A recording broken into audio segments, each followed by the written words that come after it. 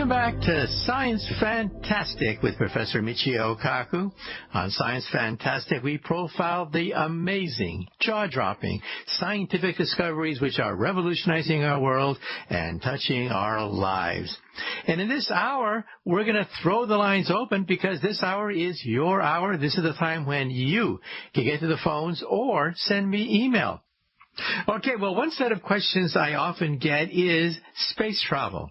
Well, it's great to think about one day we're going to colonize the universe. Yeah, but let's be real. What about some of the dangers? What about the cost? What about some of the obstacles that face us as we go into outer space? Well, first of all, let me say that we are entering a second golden era of space exploration. The first golden era was back in the 1960s. We planted our flag on the moon, and then we lost interest. Why is that? Well, several reasons. First of all, cost. Did you know that back in 1966, the Apollo space program cost 5% of the total federal budget? Now, let me repeat that again. Back in 1966, the cost of the Apollo space program cost 5% of the entire U.S. federal budget. I mean, just think about that. 5% of your tax dollars went to putting us on the moon. Now, that's great. But you see, there was no larger vision there to keep us going. The only vision was, let's beat the Russians. Well, we beat the Russians. We fulfilled the goal. And we began to lose interest because it was simply too expensive to sustain a space program. But now things are changing. Costs are dropping. Maybe you saw the movie, The Martian, starring Matt Damon. Great movie. But do you know that that movie cost $100 million? Write that number down. $100 million. That was the cost of the movie The Martian. Now, get this.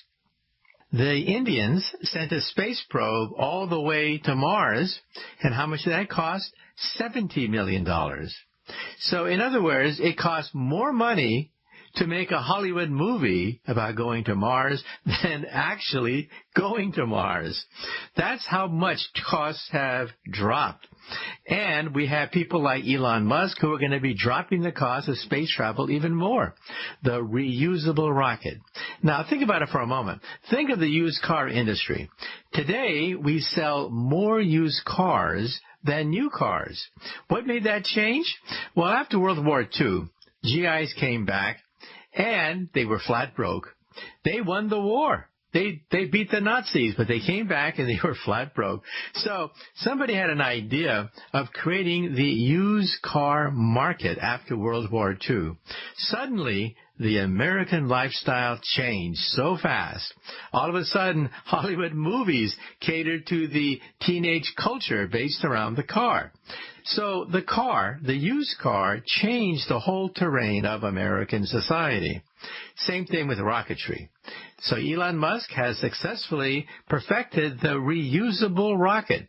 So it costs about $10,000 a pound to put anything into orbit. That's your weight in gold. Think of your body made out of solid gold. That's what it costs to put you in orbit. But Elon Musk wants to drive down the cost to $1,000 a pound. That is by a factor of 10.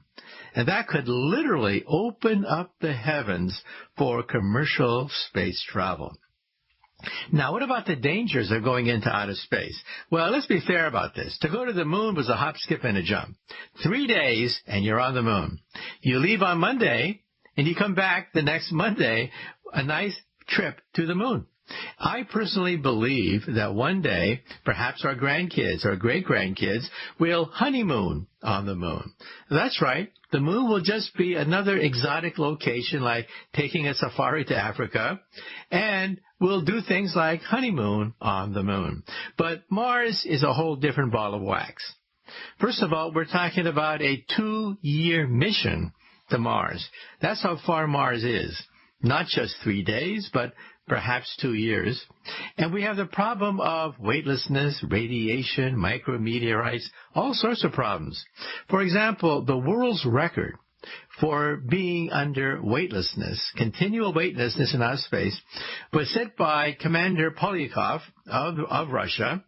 He was in outer space for over a year, but when he came back, he could barely crawl. There's a videotape of him coming out of the space capsule, and he was crawling like a bug. I mean, think about that.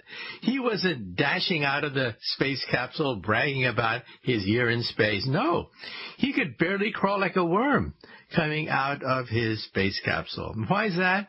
Because even if you exercise in outer space, you suffer from muscle deterioration, bone loss. All sorts of things happen when you're in outer space and you are weightless. For example, did you know that you grow about 2 inches when you are in outer space? That's right. Because of weightlessness, your spinal cord does not have the tension that it does ordinarily, and so your spinal cord actually expands about 2 inches when you are in outer space. And then, of course, it contracts very rapidly after that trip to the heavens. And so you have to realize that space travel is great, but yeah, there are hazards involved.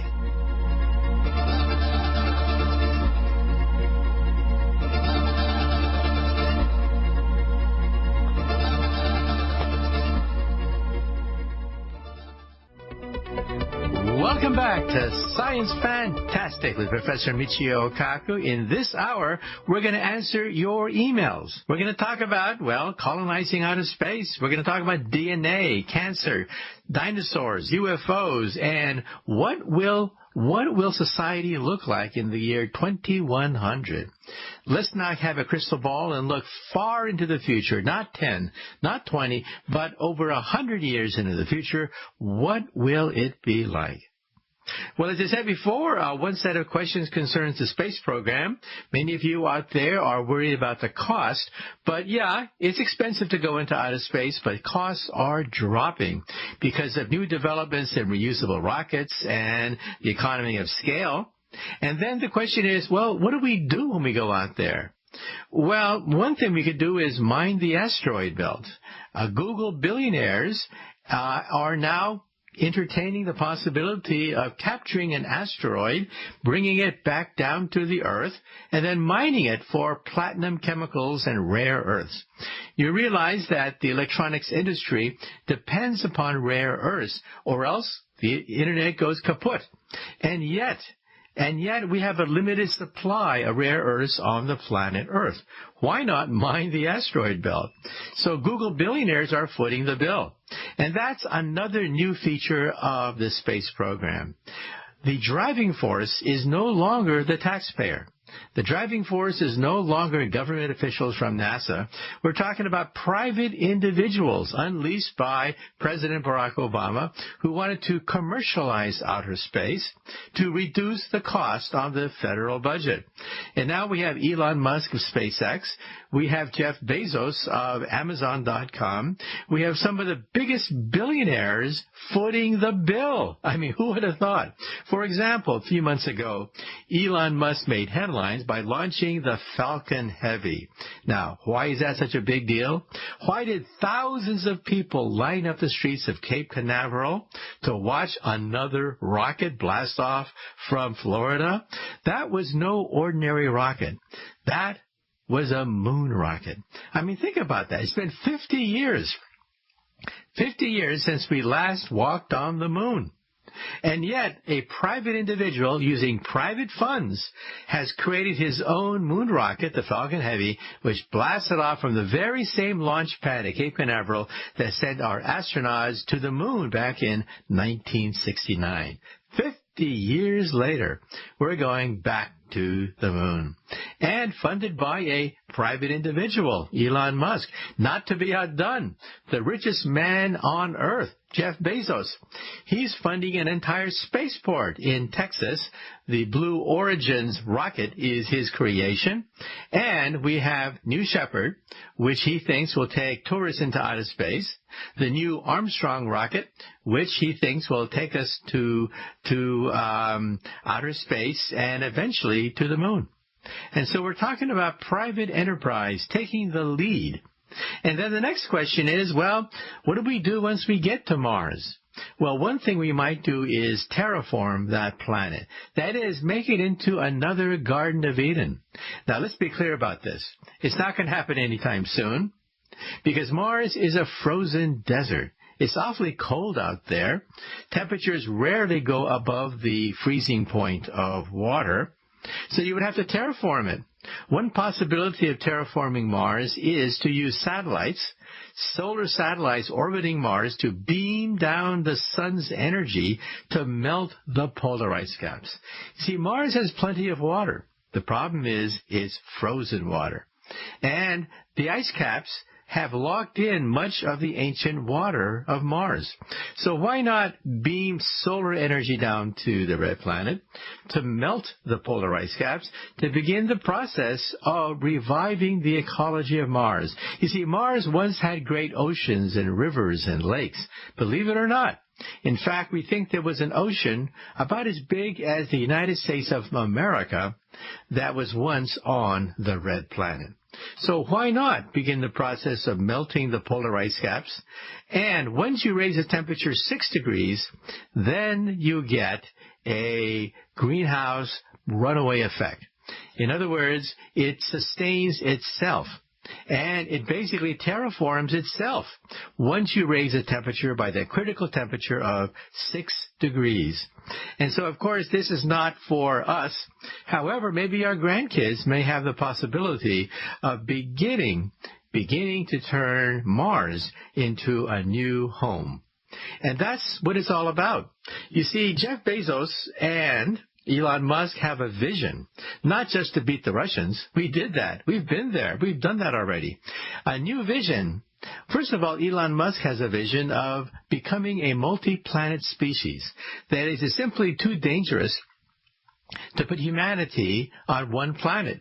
We need a backup plan, an insurance policy in case something bad happens to the planet Earth. And Jeff Bezos also has a vision. The richest man on Earth believes that the Earth should become a garden. I mean, think about that. All the heavy industry, all the pollution will be sent into outer space, so the Earth becomes a park, a garden, this glorious place to live while heavy industry and pollution is all done in outer space. And to back it up, Amazon.com has announced that they're going to set up a service like Amazon to the moon. So our astronauts will be able to order any book or anything in the catalog of Amazon.com. So think about that. The ability of a private individual using his billions of dollars to open up the moon to commerce. And then going even beyond that, Elon Musk wants to go to Mars. That's right. Now, he was asked by the press, does he personally want to go to Mars? And he was quite blunt. He said, well, it's dangerous. He expects that some people will die in the process of going to Mars. He simply said he wants to go to Mars himself, but not on impact. That is, he does not want to die on Mars. Now, the press got his quotations all garbled up. You see, Elon Musk did say that perhaps he'll send astronauts to Mars on a one-way trip. Well, the media seized on that and says, aha, you're telling us that you're going to send astronauts to Mars to die? Well, they got it wrong. Because you see, a trip to Mars might be in 2 steps. First, you send a robot to Mars that has empty fuel tanks. It mines the ice and other chemicals on Mars to create rocket fuel, which then fills up the robot's space capsule. So the first mission to Mars is robotic, to create rocket fuel for the return mission. Then humans go to Mars and switch rockets. They go from the rocket they came in to the new rocket, which is loaded with rocket fuel, and they come back. So in other words, yes, it is in some sense a one-way trip to Mars, but there is a ticket back. And the media missed that. So no one's talking about going to Mars to die. We're talking about going to Mars to save money and perhaps sending a robot rocket first to Mars to create rocket fuel. Well, once again, on Science Fantastic, we're talking about some of the emails that I get. Another set of emails concerns health. For example, cancer. Why don't we have a cure for cancer? I mean, we've been to the moon. We've conquered all sorts of diseases. So why not conquer cancer? Well, you see, cancer is different from other kinds of diseases. It's not a disease that comes from the outside in the form of a virus or a microbe. We have ways of defending ourselves against microbes and viruses and things like that. Cancer is a disease within our own body. Cancer is a defect in our genes. So we now know what cancer is. Approximately four major mutations of our genes will cause cancer. That's why it's so difficult to cure cancer.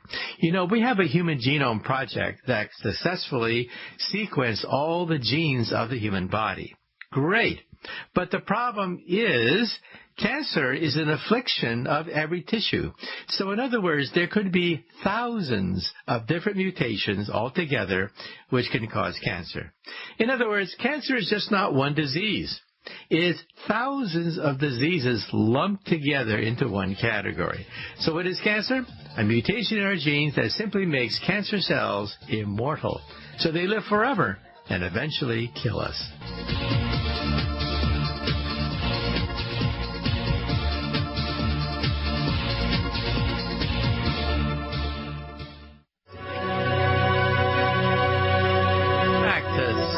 Fantastic with Professor Michio Kaku. In this hour, we're doing something different. We're answering your emails.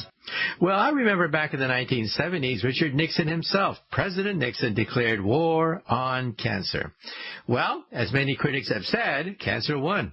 Cancer won that battle because we were clueless back in the 1970s.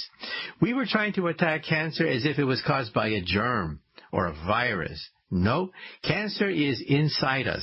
It's a mutation of our cells that make them immortal. You see, our cells, in some sense, know how to die. But cancer cells have forgotten how to die.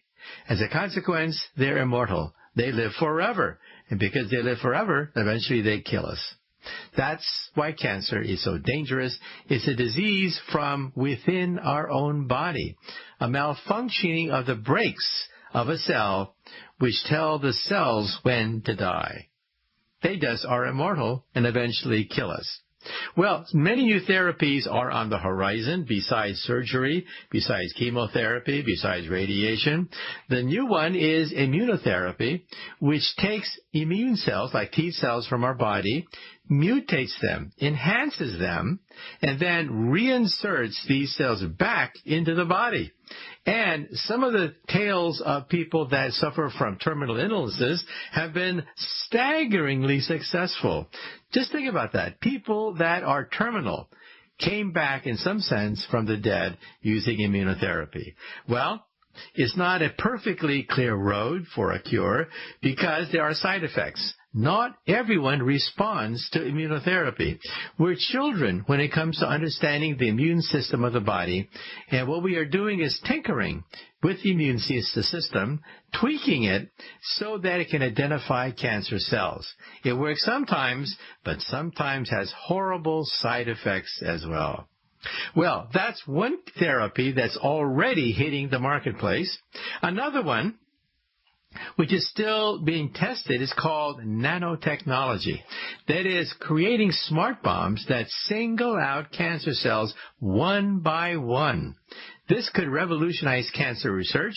However, we should point out that it's still experimental. So even though nanotechnology is there, it's possible to arm cells so they can knock out cancer cells one by one. It's still in the experimental realm.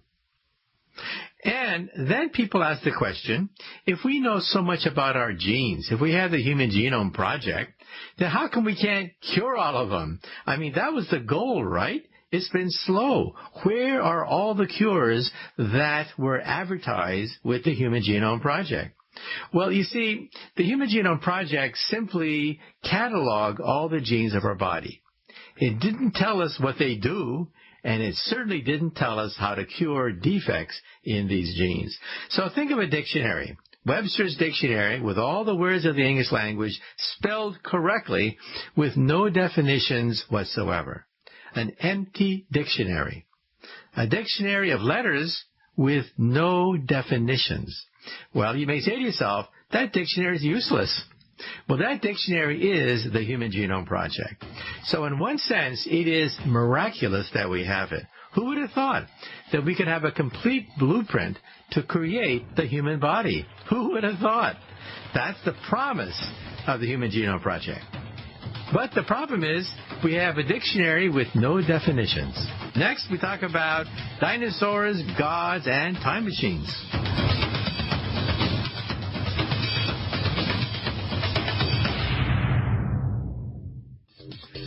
Welcome back to Science Fantastic with Professor Michio Kaku. In this hour, we're going to answer your emails. Again, one set of emails concerns cancer and the Human Genome Project. Why don't we have cures for all these diseases now that we have the genome? Well, there are limitations to what we can do with the Human Genome Project. The Human Genome Project simply tells us all the genes and basically how they're put together, but they don't tell us what they do. So it's like a dictionary with all the letters spelled correctly with no definitions whatsoever.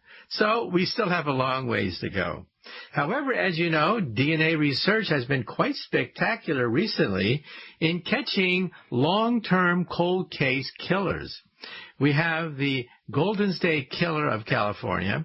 I remember years ago when I was in California getting my PhD there, that the Golden State Killer terrorized that state.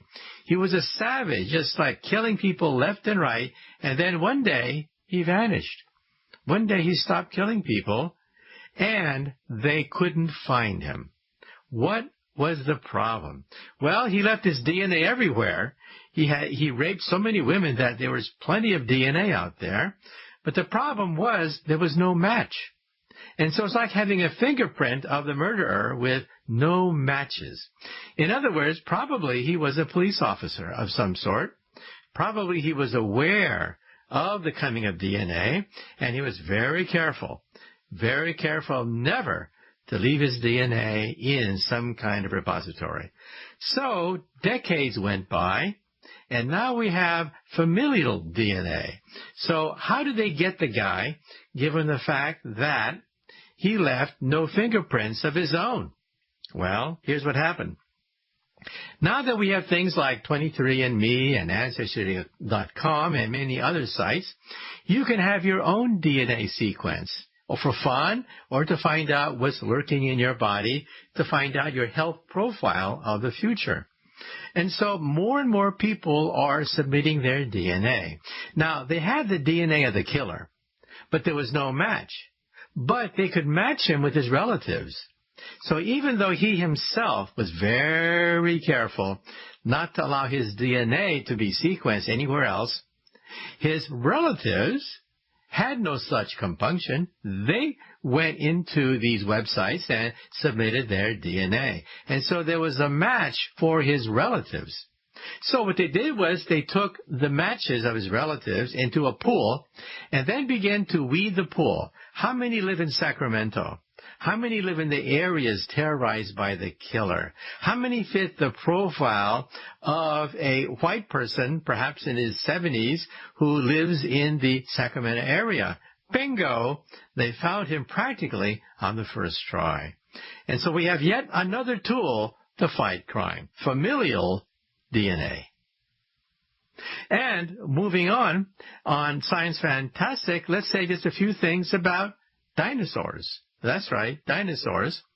It turns out that there's still a debate about what killed the dinosaurs. Most scientists believe that what killed the dinosaurs was a comet or meteor that slammed into Mexico 65 million years ago. But some people hold out and say, no, it was volcanoes, a massive set of volcanoes that erupted in India. On the other side of Mexico, on the other side of the earth from Mexico, that's what killed the dinosaurs. So we had this debate. Was it an asteroid or was it volcanic eruptions in India? Well, some physicists say it was both simultaneously.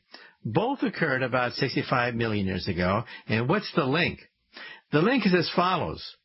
That meteor or asteroid which slammed into Mexico sent a shock wave right through the Earth to the other side of the Earth where it cracked the crust of the Earth.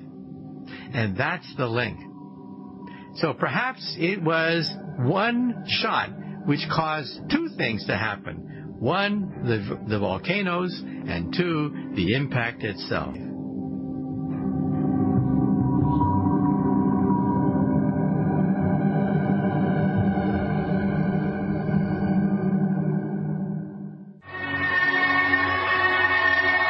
To Science Fantastic with Professor Michio Kaku. Once again, normally we take listener phone calls, but some of you would rather email me, so I have a pile of emails that you sent me, so I'll simply take them one by one in different categories and answer some of the emails. One set of questions I get is the future. In science fiction, usually they portray people of the future as having gigantic heads, small bodies, or maybe one day we'll have our brain immersed in a vat of liquid and we'll basically do our computations living inside a computer. Well, what are my concerns? What about my projections for the future? Well, let me give you some of my predictions. First of all, our ancestors in 1900, if they could see us today, over a century later, what would they think of us? Well, our ancestors would think of us as wizards, sorcerers. We can conjure up images out of nothing, talk to people on the other side of the earth. We can shoot things into the heavens. So they would think of us as sorcerers and wizards. Now, if we could see our descendants, our grandkids or great-grandkids in the year 2100, what would we think of them using our perspective today? I believe that our descendants will look like the gods of Greek mythology. Think about it for a moment. The gods of Greek mythology. First of all, we have Venus, who had a perfect body and was immortal. And that's where medicine is headed. We'll be able to cure most diseases, not all, by 2100. And perfection. Perfection will be one of the main themes of medicine in 2100, including the question of immortality. And look at Apollo, the god of the sun. We will have hydrogen power, the power of hydrogen in 2100, both in the form of fusion and also in the form of cheap solar energy. So we will have the power of the sun god in 2100. And then Zeus. Zeus was the father of the gods. He would simply make a wish, and things would come true. He had telekinetic and telepathic powers, Zeus, the father of the gods. We will be like that in 2100. We will have the power of simply thinking and moving objects around, thinking and communicating with other people. In my book, The Future of the Mind, I talk about how we physicists already are connecting the brain to a computer, and with that, the ability to telepathically send our thoughts and move objects with the mind. And then we had Pegasus. Pegasus was the mythical flying horse, and we will have mythical animals in 2100. For example, we'll be bringing back the mammoth.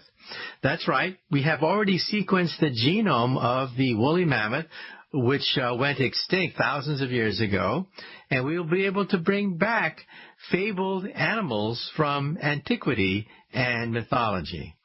And then Mercury. Mercury was a god of speed, and we will have that. Flying cars? Yes. Already Uber is cutting a deal with the people of the United Arab Emirates to create flying cars as a taxi service in UAE. So we are not talking about flying cars, and we're also talking about going to outer space with reusable rockets, with space tourism and going to Mars. Perhaps in the 2030s, we will be on the red planet. So Mercury was the god of speed, and we will have that power as well. And then, what about the drawbacks of being a god? Well, if you read Greek mythology, you realize that the gods spend most of their time engaged in selfish mischief. They weren't gods to ennoble the human race and to educate us, to give us plenty of resources. No, they were selfish. They used their power to play pranks on other gods. So we need the wisdom of Solomon to go with the power of a god. So in other words, my point of view is that by 2100, we will probably have godlike powers. But that doesn't mean we have godlike wisdom. We need the wisdom of Solomon to go with it. And where does wisdom come from? Well, one source of wisdom is democratic debate. In a democracy, people can democratically decide which way to go, rather than having some dictator lead us to wars that are totally unnecessary and barbaric. And how do we spread democracy? The Internet. You see, I differ from some of my fellow physicists. Most physicists believe that technology is morally neutral. It's good or bad. It has no moral direction of its own. I disagree with that, because the Internet, yes, the Internet can also be used for bad, but because it empowers the average person, it is empowering democracy around the world. You know, when I was a kid, we had an expression, dictator for life. Because during the Cold War, if your patron was the United States or the Soviet Union, you were permanent. No one could get rid of you. You were a pawn of the great superpowers. Those days are gone. We no longer have dictators for life. It means that because democracy has spread, people are beginning to make decisions on their own. And get this, in history, two democracies never war with each other. Think of all the wars that you had to learn since you were a child. Every single war, War of 1812, 1066, 1776, all the wars you had to memorize. They were never between two democracies. They were always between kings and queens and emperors, but never between two democracies. And that's where democracy comes in the picture.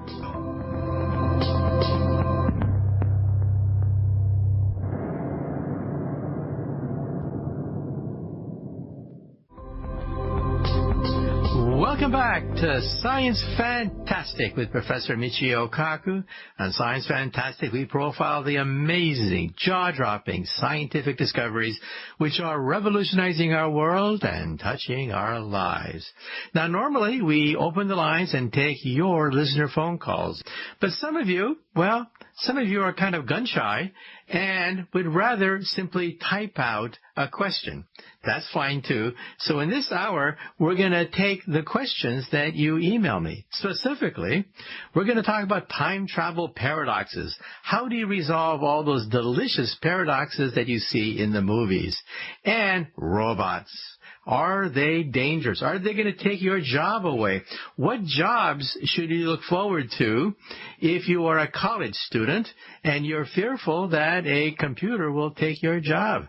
And then we're going to talk about the brain, the mind. Was Sigmund Freud all washed up? Sigmund Freud had all these cockamamie ideas about sex and the unconscious mind. But hey, some of his ideas weren't totally wacko now that we can peer into the living brain. And dreams. Why do we dream? What are the meaning of dreams? And what does science say about people who can control their dreams, lucid dreamers? These are just some of the concepts we'll be talking about in this hour on Science Fantastic as we answer your emails. One set of emails that I get concerns time travel. We've all seen these science fiction movies, and you have all these mind-twisting paradoxes. How do you resolve them? First of all, is it even possible that we can build a time machine? And second, if so, then how do you resolve all the paradoxes? For example, if you go back in time and meet yourself as a young boy or girl, and you kill yourself, then you just committed suicide in the past. But if you do that, how can you be alive in the present if you just killed yourself in the past? How does that work? Or if you go back into the past to change some historic event that's in the history books, you've changed all of world history, including your own. In other words, maybe you don't even exist to change the past. Well, these are all the time travel paradoxes that appear in the movies, so let's take them apart one by one. First of all, it is even possible to build a time machine? The answer is apparently maybe. That is, Einstein's theory of general relativity allows for time travel. For example, if the universe were to rotate, not expand, but rotate, and you were to go with the flow and go around the universe, you could go backwards in time. You could come back before you left. You could actually rewrite history. This solution of Einstein's equation was found in 1949 by a great mathematician, Kurt Gödel, one of the greatest mathematical logicians of the last 1,000 years. And he studied Einstein's equations and found a solution which allowed for time travel. Well, in Einstein's memoirs, he writes that we can probably dismiss this solution of his equations for physical reasons. In other words, the universe does not rotate.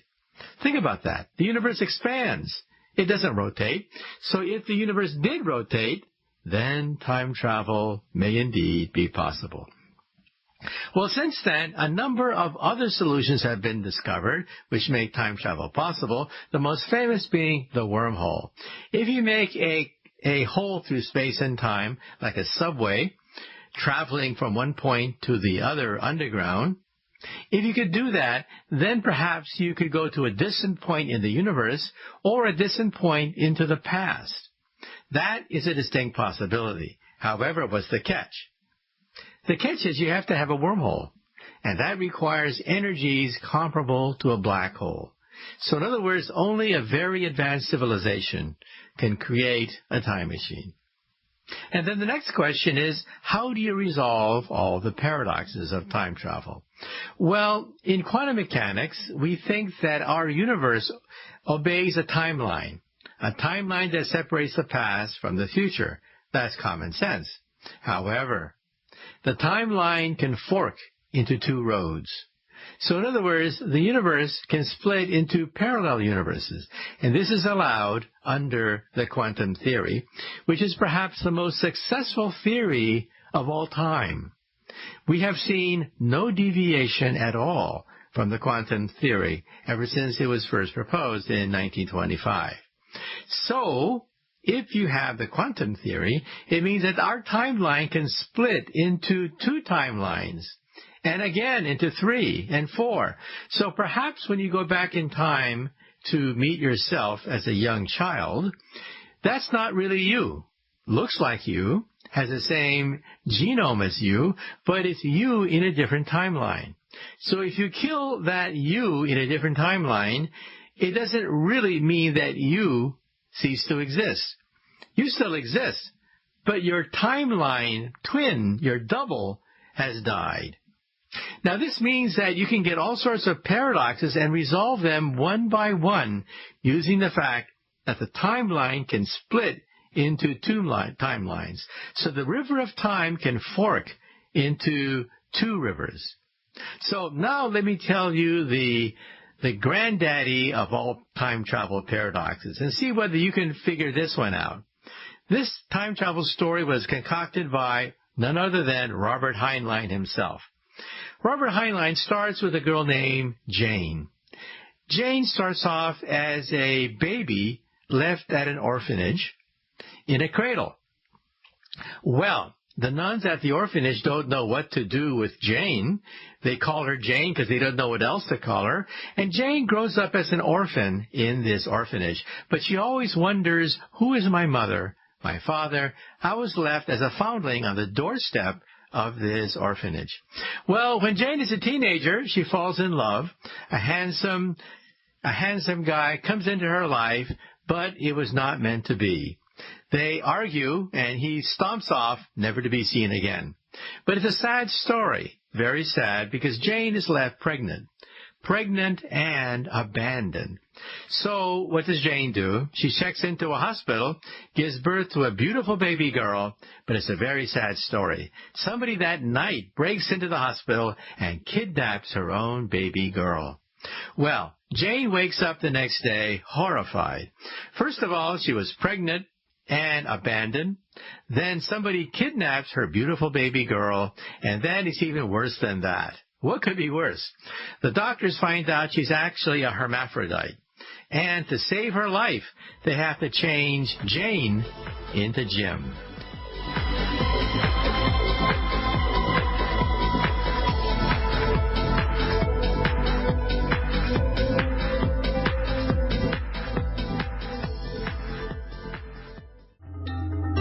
Welcome back to Science Fantastic with Professor Michio Kaku. So once again, in this hour, I'm going to answer the backlog of emails that I get.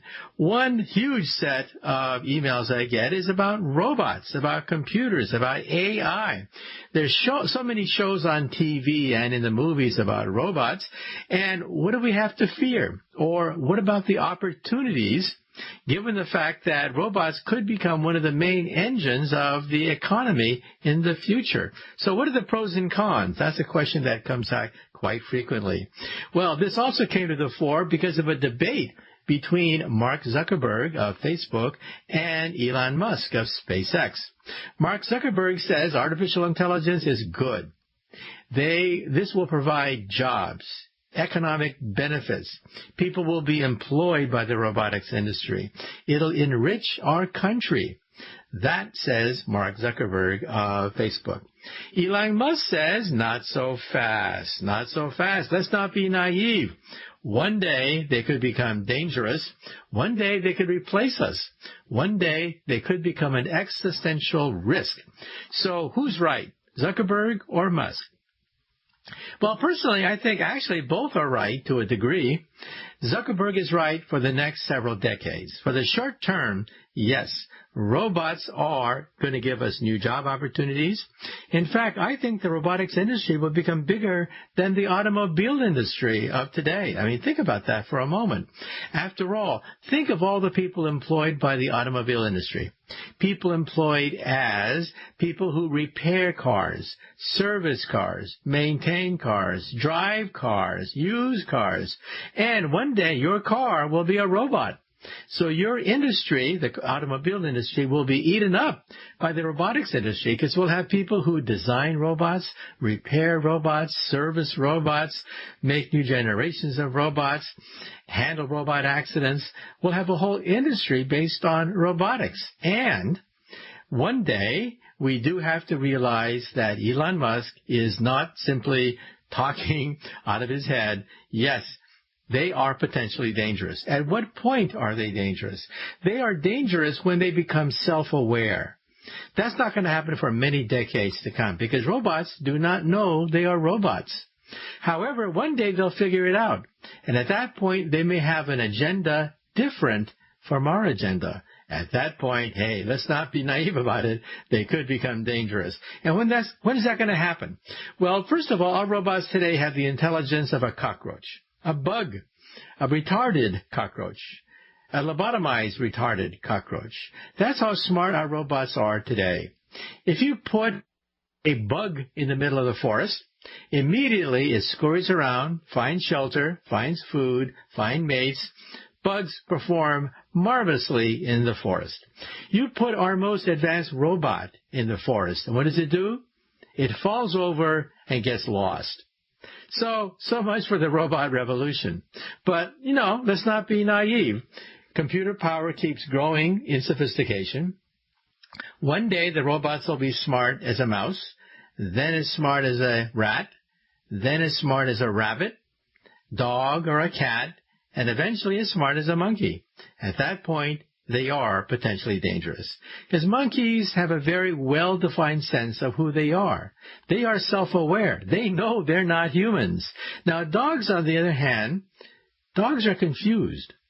Dogs think that we are a dog. We're the top dog, and they're the underdog. So you see, dogs have a different way of looking at humans. They think that we're dogs, just like them. That's why they lick us. That's why they follow us, because we're the top dog. Monkeys, they know better. And so when robots are as smart as monkeys, then we have to worry. And when is that going to happen? I don't know. But I think it's probably going to happen toward the end of this century at the rate at which we are creating robots. Now, you may have heard some stories of when robots will become smarter than us very soon. Within the next few years, the next few decades, they're going to become smarter than us. Well, yes and no. You see, smart is more than just computational speed, because the rate at which robots can process digits, well, at that point, that may exceed our ability to process digits as well. But that's not the point, right? The point is thinking, strategizing, understanding what you're doing. These things are more than just digital transformations. They require very complex motions of many central processors, not just one. Because after all, a digital computer has one CPU, just one CPU, a Pentium chip. Our brain is a parallel processor, processes 100 billion neurons simultaneously, not just one CPU, but 100 billion neurons working in unison. And our brain is not a digital computer at all. It is a learning machine. It is not a digital computer. Digital computers are adding machines. They add 1 million times faster than you, giving you the illusion that they think. Nope. They don't think at all. They just add much faster than us. But let's be honest, one day robots may attain that ability, and at that point they could be dangerous. What do? I suggest we put a chip in their brain to shut them off if they have murderous thoughts. But then I have another set of questions. What happens if they're smart enough to go around a fail-safe system? If we put a chip in their brain to shut them off, what happens if they're smart enough to remove that chip? Then what are we going to do? Robots are going to become smarter every year, not dumber, but smarter every year. We are pretty much stagnant in that category. So what happens inevitably, maybe in the next century, when robots exceed us in intelligence? I suggest that at that point, we merge with them. Rather than fight them, merge with them. And that's a possibility because we're now beginning to explore computer-brain interface, which is a subject of my book, The Future of the Mind. So, believe it or not, we can now hook the brain to a computer so that telepathy and telekinesis, things that you see in a movie, are actually possible today. This is something to think about. So at that point, we may want to become superhuman. Now, you may say to yourself, wait a minute. Does this mean that I'm going to be a brain in a vat of liquid connected to a computer, and I'm going to spend my whole life thinking inside a computer? How boring. I don't want to do that. I don't want to have electrodes dangling from my head looking like some kind of freak. I don't want to be like that. So what do we do if we want to merge with computers rather than compete with them? Well, personally, I believe that we should create an avatar. An avatar that is perfect, beautiful, strong, handsome, whatever, with superpowers. And we should use our brain to drive the avatar. So for all intents and purposes, you think you are the avatar. Your brain may actually be in a vat of liquid connected to a computer someplace, but you control a perfect avatar. So you have a perfect body capable of living on any planet, capable of withstanding any gravitational field, any noxious poisonous gases, any dangerous predicament that you may find yourself in. A perfect robot. Think about that for a moment. Now, I believe when people ask me, what will humans look like in the far future, I believe in what I call the caveman or cavewoman principle. You see, we humans haven't changed much for 200,000 years or so. We have the same wants and desires as our ancestors of 200,000 years ago. And what do we want? Well, after our basic needs are satisfied, we want to look good. We want to have the respect of our peers. And that will determine the future, as we will tell you after the break. And after that, we're going to talk about what humans are going to look like 100, 1,000 years from now. What are we going to look like?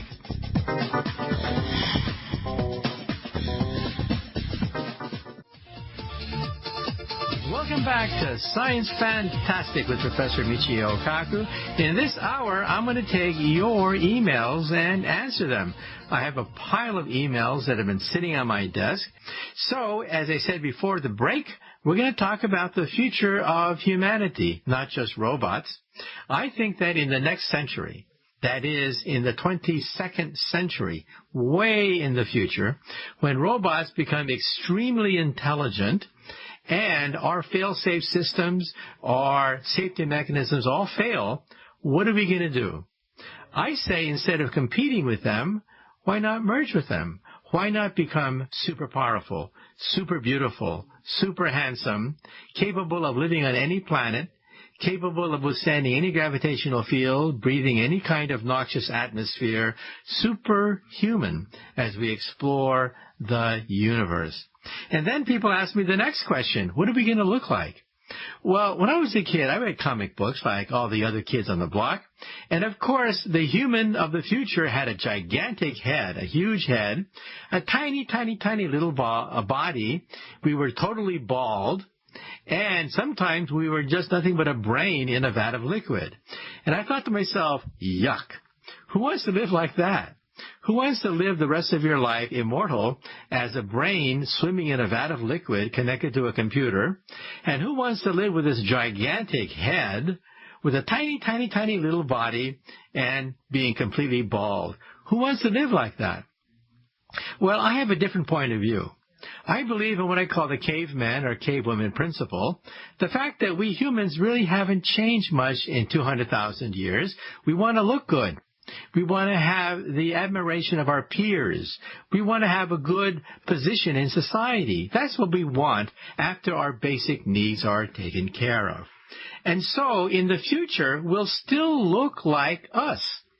That is, we will enhance ourselves, we'll have superhuman powers, but we're going to look like us, except we'll be beautiful, we'll be handsome, we'll be super strong, capable of all sorts of feats.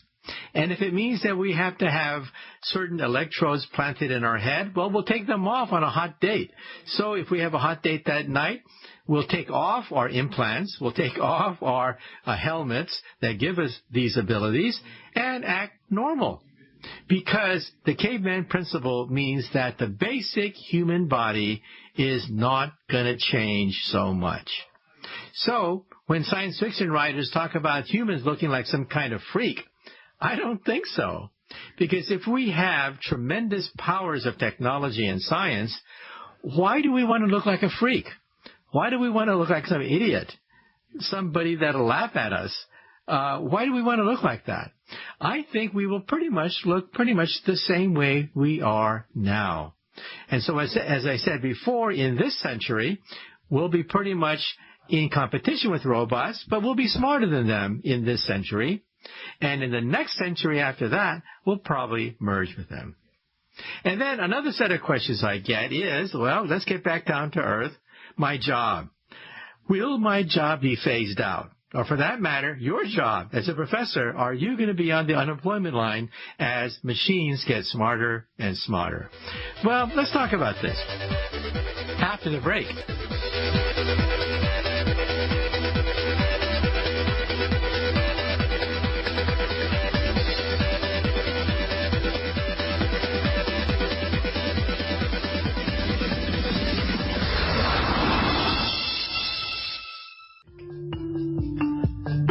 Welcome back to Science Fantastic with Professor Michio Kaku. In this hour, we're taking your email questions.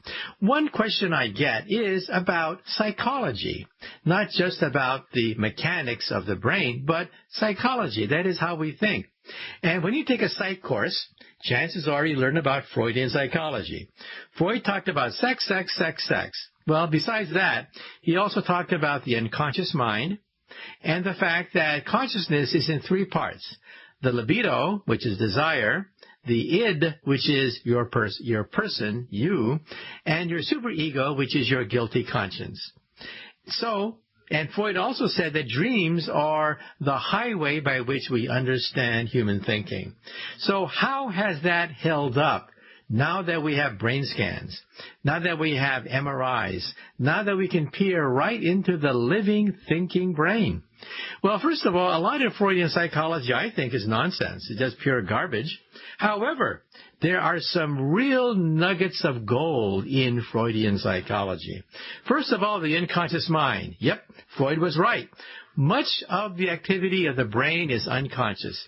If you brain scan the brain, you realize that the conscious brain is just what happens behind your forehead. A thin layer behind your forehead is what we call you, your conscious mind, your self-aware brain. The rest of it is largely unconscious, like the bottom of an iceberg. You're not even aware of the fact that your brain is performing all these calculations, all these functions. You're not even aware of it. You think just behind your forehead. Freud was right on that. Freud was also right in the fact that consciousness has at least three parts. That is a superego, which tells you, can't do that. Your id, which is you, how you view yourself. And your libido, which is desire. Yes, you can see these parts of the brain right there on a brain scan. With the MRI, you can show that the id is your prefrontal cortex right behind your forehead. Your superego is right behind your eyeballs in the orbital frontal cortex. Right behind your eyeballs is your guilty conscious. At the center of the brain is the nucleus accumbens, which is your pleasure center. So yes, indeed, Freud got it right. And then about dreams. Well, Freud thought that in some sense dreams was the royal road to consciousness. Scientists today don't think so, but scientists today can understand a little bit about the dreaming process. First of all, in a brain scan, you can see that several things light up and other things are dark. For example, when you dream, the front part of your brain shuts off and the orbital frontal cortex shuts off. So in other words, your id and your superego shut off. That's why dreams are bizarre. They're crazy because the orbital frontal cortex is in charge of fact-checking. Your fact-checker is your orbital frontal cortex right behind your eyeballs.